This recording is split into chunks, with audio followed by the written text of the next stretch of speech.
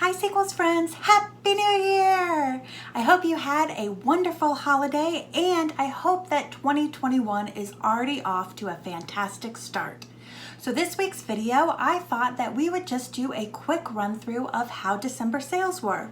And when researching December sales, I realized I never even told you how November sales were. Clearly I was in holiday mode and forgot about everything else. So if you want to know what sold for a part-time reseller on eBay and Poshmark for the months of November and December of 2020, then you will definitely want to keep on watching.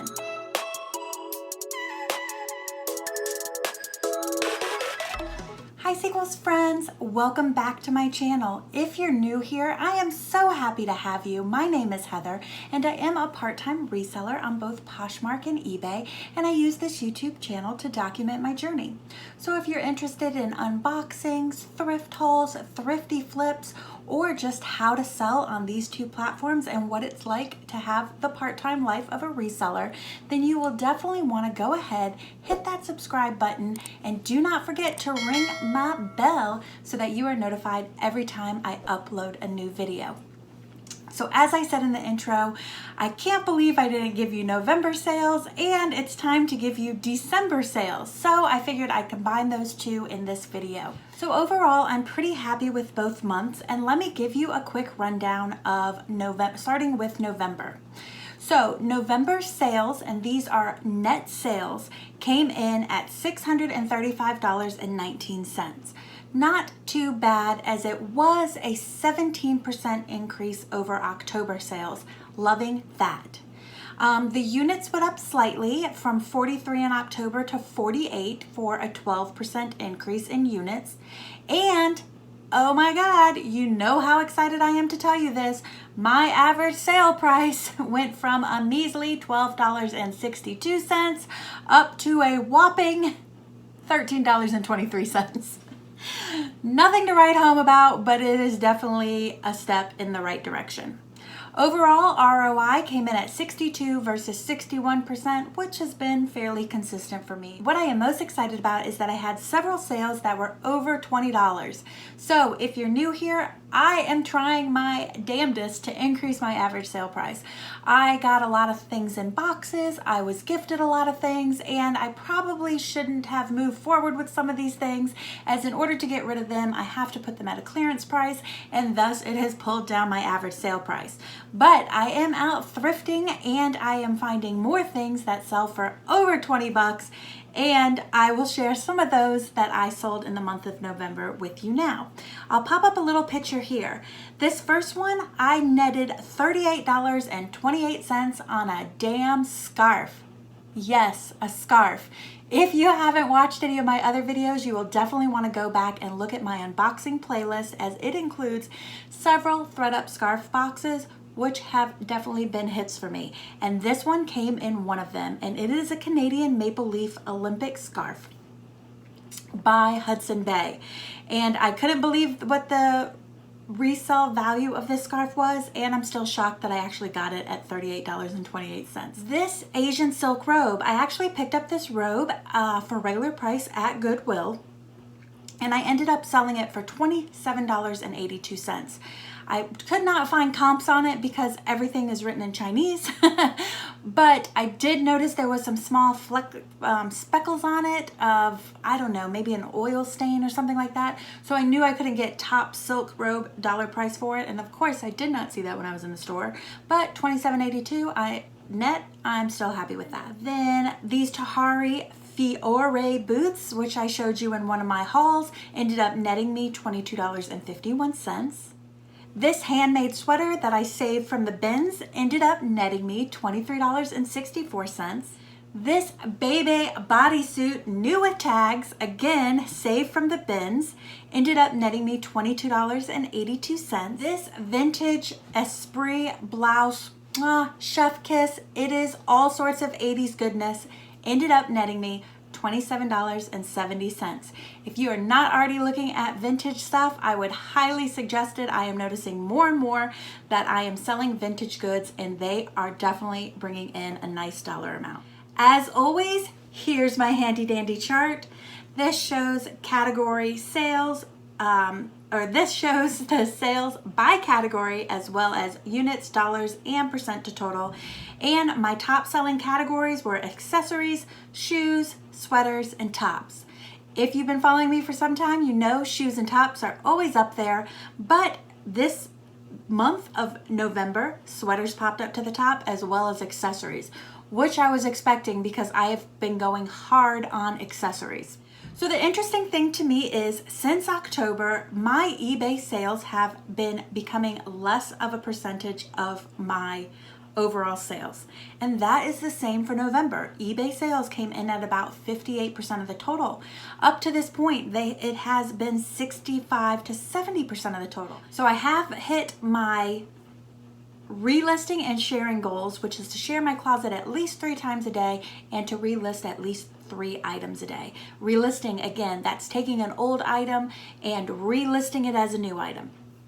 Also, when I do that, I make sure that I check comps again and look around at the what's sold on Poshmark and eBay to make sure that my pricing is in line with where it needs to be. So my goals for December were to increase my relist to 6 items a day. Also, I want to attempt to try to list 6 new items a day. The reasoning for this is I'm pushing very, very hard to increase my total in-stock units to about 500. I've heard a lot of people say when they get over that 500 mark or they get to that 700 mark, they definitely notice a difference. And so I am trying my damnedest to get to the 500 mark first, and then we'll set that 700, 750 mark. I need to continue to sell through lower price pointed goods. This has been a theme all 2020. I'm picking up things out of boxes that I end up selling directly at clearance. I was taking goods from other people that I end up selling directly at clearance. So I have what I consider to be a significant clearance stock. I think I'm at about a third of my inventory clearance now, which is pretty good because it's been higher than that. But I want to clear that out and continue to bring in these higher price pointed goods like those awesome ones that I just showed you that sold for more than 20 bucks. I am going to start a new strategy on Poshmark. I do not have any success with bundles at all. I send out offers to likers and every time somebody likes something, I create a bundle and give them a special discount. Now, I saw another reseller and oh my gosh, I can't believe her name. I am losing it right now, but I will include it here because she had an awesome strategy for bundles in which somebody liked something, she created a bundle, and then she offers 10% discount and discounted shipping. But she also says to them, hey guys, here's an offer for you on this item, but if you'd like to purchase more than one item, I do offer a bundle pricing of 20% off. So you're letting the customer know about bundle pricing because a lot of people are new to Poshmark or just haven't ever purchased bundles before, so they may not understand that process. So you're plus you're being one-on-one with the customer, which is great customer service, plus you're there to walk them along if they have any questions. So that is a strategy that I am going to start for the month of December. And then also something new for the month of December is I want to go ahead and hire a virtual assistant to share my closet. Yes, I hit my sharing goal this month, but that's pretty much one out of all of the months of 2020. It is not something I enjoy doing. It is very monotonous for me. I know it doesn't take enough time, but I consistently do not hit the goal. So for December, I want to hire somebody to do that for me and hopefully to get them to share my closet 8 to 10 times a day. The 2 last points that I want to focus on for the month of December are sourcing. I have noticed that the ROI on the things I get from my sourcing boxes are not always as high as the ROI on things that I go out and source myself. Does that mean I'm going to stop buying boxes and source myself? No. Boxes are convenient for me. They're fun for me. I enjoy the mystery aspect of it. I also enjoy learning about new brands that I would not have learned about on my own if I had not gotten the boxes. And I know so many of you enjoy seeing those unboxings because it gives you more confidence to get an idea of what comes in a box. So I think for all those reasons, I'll still go forward with boxes. But I need to make sure that I'm sourcing for myself the most because that seems to be what's not only selling quicker, but also bringing in a higher ROI. So I am going to focus more in December on sourcing locally. For sourcing locally. Apparently that's very difficult for me to say. So that is where we are that is where we were, since it's January, that is where we were for November. Now I didn't share the worst of items this time because I am going to do 2 months worth of sales and I didn't want to make the video too long. But going forward, I will still go ahead and continue to share the worst stuff just to let you know things that didn't work for me, because sometimes knowing what doesn't work is just as important as knowing what does. So that's November. Now let's move right on ahead to December. So let's talk numbers. I ended up making $1,657 for the month of December. That is gross. And net after cost of goods, net after cost of goods, platform fees, and the like, I ended up coming in at $1,106.50. Again, it may not be a huge dollar amount for some. I am just a part-time reseller. This is officially I believe my second holiday. I had just started at the fall of last year. So just to be bringing in $1,000+ that wasn't in my pocket a couple years ago is a win-win for me. So December sales came in at $1,106.50. That is versus the $635.10 I had for just November. So that is a 74% increase from November to December. I also sold 76 units in December versus the 48 in November for a 58% increase. I also, once again, believe it or not, increased my average sale price, which was just $13.23 in November, to $14.56 in December. I'm so stoked about that, and especially stoked about that because I ran a 40% off accessories sale, which included all scarves and jewelry for Black Friday through Cyber Monday week. It was a week and a half long sale that I ran. So if I didn't run that sale, average sale price would be even higher. And also, I am still selling through that clearance that I mentioned just before when I was talking about November. So I'm so excited to see that my average sale price is increasing when I'm still running sales and dealing with some clearance. My ROI jumped up from 62% to 67%. We love that. There are no complaints. Let's talk about the best selling items that netted me more than 20 bucks. This Vineyard Vines tassel scarf came in a thread up box. Are you noticing a trend here? I sold this scarf for $30, but I ended up netting $23 after fees. Very happy with that. I can't always net that on tops, so to get that on a scarf is fantastic. Love it, love it, love it. Vintage Delicato by Mary Kay Sags navy purse.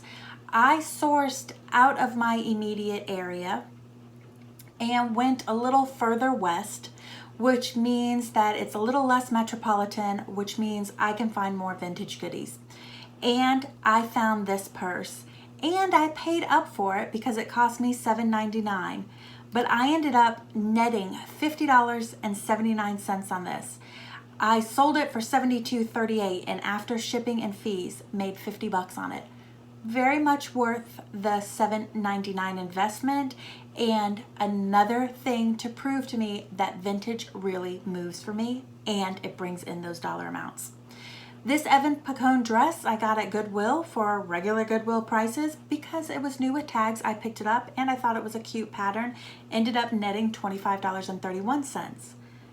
This Isabelle Rodriguez. This Isabelle Rodriguez dress slash duster. I got this in the bins over a year ago. I had it in my personal closet and wore it for the past year. I noticed that I haven't been grabbing it lately, so I put it online and said, if it sells, it sells. It's not like I'm wearing it. And I ended up netting $26.74. Just a reminder, think about what you're wearing. If you haven't worn it for a season, get it up on Poshmark. $26.74 to buy something new. This dress, oh my goodness, I knew nothing about this brand, This is a testament to when you're at Goodwill and you see a rolling rack out of things that have not yet been put away, they're newly out, just take a few minutes to sift through them. And if you're like me, take a few minutes to sift through them and apologize to the workers as they're coming to sift through them. I'm sorry if I'm in your way, just push me out of the way. I'm just sifting through. Hopefully I'll find something you don't have to put these away. And that was the case with this dress. I love the color, which is what attracted me. I felt it and it felt very nice. I liked the kind of bubble skirt aspect. It had a very, that minimalist, hippie, boho vibe that's really popular right now. Knew nothing about the brand, actually picked it up thinking that I would keep it for myself. Got home, tried it on, it looked like I was wearing a garbage bag, way too big, way too big for me, and didn't make me feel figure flattering or that I really enjoyed it. So I go, you know what, I'll just go ahead and put it up in my closet. Did some research, figured out that Cynthia Ashby is a very high-end brand and resale values were coming in at $100. I think I spent $5.99 on this because I believe that is regular dress prices at our Goodwill. I ended up netting $93.67. So I will show you the label up close right here. If you're not aware of this brand and you see this brand, or you live in an area like I do where there is a very boho-y vibe and a very Trustafarian high-end boho-y vibe, then you will definitely want to keep an eye out for this. And it's sold within weeks of listing it. I had several offers that were lower than this, and I just held out for, again, maybe a week or two and got that $100 off of it. Net $93, hell yeah, all freaking day long. This is an Appleseed reversible quilted jacket. I nabbed this in the bins, ended up making $27.84. This is a Roman's genuine leather embroidered jacket. I love the vintage vibes on this, although I do not believe it was vintage. Somebody gifted this to my reselling cause, and I ended up netting $29.06. And I believe that was through eBay's global shipping program, which is another thing. A lot of my vintage stuff is selling through eBay's global shipping program. So if you're not involved in that, you would want to be. Next up, London Fog wool Burgundy peacoat. Nabbed this in the bins, netted $33.77. I hear mixed reviews about London Fog. I end up having success with it almost every time. It's a guaranteed over $30, and I've sold some London Fog for even higher than that. It is a great thing to pick up in the bins. You see trenches and stuff all day long in the bins. Just make sure you look them all over, make sure they have the belt, make sure they have the epaulets, make sure they have the lining, and you will get top dollar. Men's LL Bean V-neck sweater. I've had lots of success with LL Bean. I find it in the bins all the time. This sweater was in fabulous condition and ended up selling it, or ended up netting $24.39. It's December, guys, so there's more. These Lululemon size 4 leggings, I have had these in my closet forever. I was starting to think that Lululemon doesn't really sell for me. And then I found the wonderful Lavender Clothesline. If you don't follow her, you are missing out. She is a wealth of miraculous information.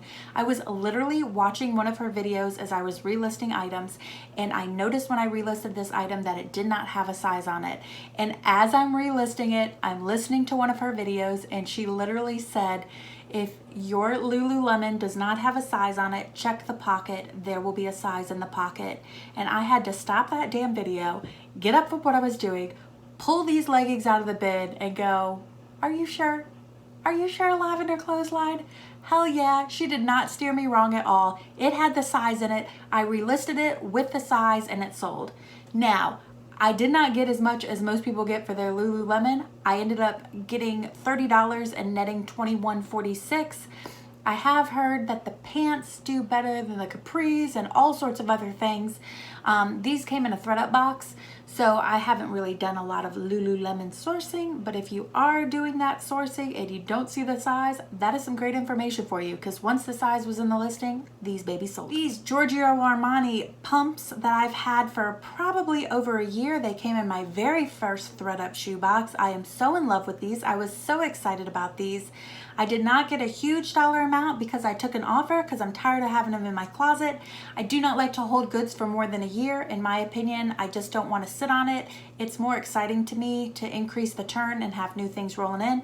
Somebody made an offer and I ended up selling these for $50+ and netting $35.70 after fees. Found these Dansko Mary Janes at Goodwill, paid normal Goodwill pricing, which I believe is $4.99, and they netted me $24.70. Here's a testament again to picking up things that are new with tags. This is just Crown and Ivy. What's that, a Belk brand? Nothing too fancy. But it was new with tags. It was Fair Isle, and it did have very holiday Christmas vibes, and I ended up netting $20.42 on this. If you watched my Goodwill unboxing for the Y2K box, that I had no idea I got all sports stuff, and I had no idea what any of it's worth, and a lot of it I threw up for ridiculous prices. And I am pleased to announce this FSU Seminoles gray sweatshirt. It looked like it was from the 90s. It had some stains on it. It had a little rip in the cuff. I ended up selling it for $35 and netting $24.56. I took an offer. I think I had it for something ridiculous like $39 or $49. When somebody said that they would pay $35 for it, I was like, I don't get it. I will take it. I'm happy. And then last up is this new without tags Vineyard Vines pullover. I ended up selling those for $42 and netting $30.61. That Vineyard Vines just really moves. And one very last one. This is a new with tags J. Jill knit linen rayon tunic. I got this at Goodwill. I paid normal Goodwill prices. I believe they charged me tops prices for it, so $4.99, and I ended up netting $28.15, and this puppy sold in like 2 days. J. Jill is an interesting brand for me. The button-ups and stuff don't really seem to sell, but the knits for me really seem to move, and they always net me at least $20. So if I find it in the wild, I do pick it up. So those are the best stuff, and there was a pretty significant amount. I'm pretty pleased with it. So that would explain why my average sale price went up. Now let's talk nitty gritty. So eBay sales, like I said, are now down even further. They're 50%, 53%. So they seem to be decreasing every month, but my overall sales are increasing. So it looks like some of that dollar amount is shifting to Poshmark. Now I am putting some extra effort at Poshmark. I have a virtual assistant, so I'm sharing regularly, and I am doing that bundle strategy. So I'm not really sure if it's just putting a little bit more effort is evening out those numbers, but I still feel like my eBay sales are down. I mean, I'll go a whole week at a time without having any sales, and then they just start rolling in, and it doesn't seem to matter if I'm listing or not. I don't know. I'm confused over there still. eBay is making me a little bit less dollar amount, but again, like I said, I did run an accessory sale. I did run a jewelry sale, and those were 40% off sales, so they were no joke. And I am pushing through some more clearance over there. So I do expect that my average sale price over there would be down a little bit. Now, if my sales didn't seem down over there, it would all be a wash on the end, but I don't know what's going on. Poshmark sales are now up again. 16% up from November, and I seem to be bringing in a higher average sale price, so win-win on that. I ended up making 6 bundle sales for December, which I'm sure for a lot of you is like womp womp, but for me I'm like, oh my god, I actually made bundle sales. One of them was on eBay and 5 of them was on Poshmark, and I'm wondering if that bundle strategy is working. And so I'm going to continue doing that, and I'm going to see if in the upcoming months I continue to make bundles, and if I do, I know it's that strategy and it's not just holiday sales. As I said, the virtual assistant is sharing my closet 8 to 10 times a day, and I am sure that that is having an influence on my Poshmark sales. Now for the bad, I did not hit my goals of listing 6 new things a day, nor did I reach my my hit inventory of 500 units. Extra sales means I have to extra source, and I was sourcing more than I usually was, but it still isn't enough. I'm consistently running out of sourcing. Bless all of you who have death piles. I'm following so many of you resellers who are making it your 2021 goal to get rid of your death pile. I don't know what a death pile is.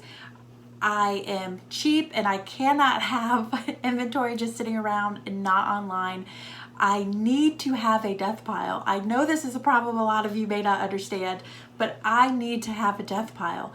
If the sales do not roll in for a week, I become a tightwad and I do not want to spend any money, and it is affecting me because if I don't spend the money, then when the sales do roll in, I don't have the inventory because I'm running out looking for shit. So I need to have a death pile. I need to make it a goal to mandatory go out twice a week to source no matter what. I have to source. I can't source based on when the money's rolling in. I've proven to myself over and over again it doesn't work. And 2021, I got to get the shit together. So the goals for January are to start exploring some new thrift stores. As I said before, I've been venturing west. I like to venture north a little bit. I like to venture out from a little bit less of this area. I am in Asheville. The Ashevillean is like me. They love to thrift. They love vintage. A lot of stuff can get gobbled up really fast in this area because this is what people like.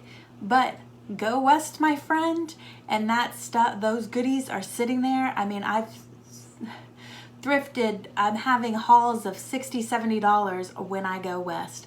I'm planning on going north a little bit to see how that works out for me. I just feel like an area with a little less population, you will find some higher end goods, but also you will find a lot of vintage goodies that just get nabbed up here because my fellow Ashevillean loves the vintage. So I'm going to source locally. I don't know why I can't say it, but I'm going to source locally. But also in some surrounding areas. And no matter what, my goal is to hit 500 units in January. I'm making it happen. I'm gonna buy some jewelry boxes. That really always helps me to get my numbers up. And it really helps to add inventory quickly because the photography process is quick and it's been moving for me. And if it doesn't move for me, the price is right that you can run it on a sale all day long. So that's one of my strategies as well. So I'm just going to keep plugging away at these strategies. I think they are smart and I think that they are working. And I think if I could get up to those 500 units, then with the month that follows or even the next month that follows, I'll really start to see an increase in sales. So that's the video for this week. That is how November and December sales went for a part-time reseller. And I would love to know how sales went for you. Please let me know. Did you have an awesome November and December? Did you hit your goals for the end of the year? Did you have a wonderful holiday season? Let me know in the comment section below. Also, let me know how your eBay is doing. Just tell me if it's rocking and rolling for you. It will not hurt my feelings. Just give me a sense of hope. And the one other thing I want to tell you is I will be going back to listing videos for 2021 twice a week. So I've been listing just on Friday because my computer is from 2013 and it cannot handle me doing more videos than that. But I am getting a new computer. It is going to be here next week. And so I am going to be listing twice a week again. I really am enjoying the YouTube process and would really like to share some more information with you. If you haven't done it already, go ahead, subscribe to my channel and hit that bell so that you get those notifications when the new video is uploaded. And if you found this helpful or useful in any way, please give me a thumbs up. As your thumbs up and likes let me know what kind of content to create in the future. Now, if you're looking for anything special video-wise, I am making them twice a week. So leave me in the comment section below some videos that you would like to learn more about or would like to see. Maybe you want to come thrifting with me. Maybe you want some more in-depth analysis. Let me know what you're looking for and I will definitely get to it. And next week's video, I'm going to focus on 2021 goals, expanding my channel, what my sales goals are, and all of that good stuff. So you won't want to miss that. So make sure you go ahead and smash the subscribe button. I don't know where these voices are coming from today, but it is what it is. So thank you so much for tuning in. I appreciate each and every one of you. I am so excited and thrilled to see more and more people subscribing. Welcome to the Sequels family. I am so thrilled to have you. Until Tuesday, have a fantabulous weekend, and I'll see you next week with a new video. Take care, everybody. Bye.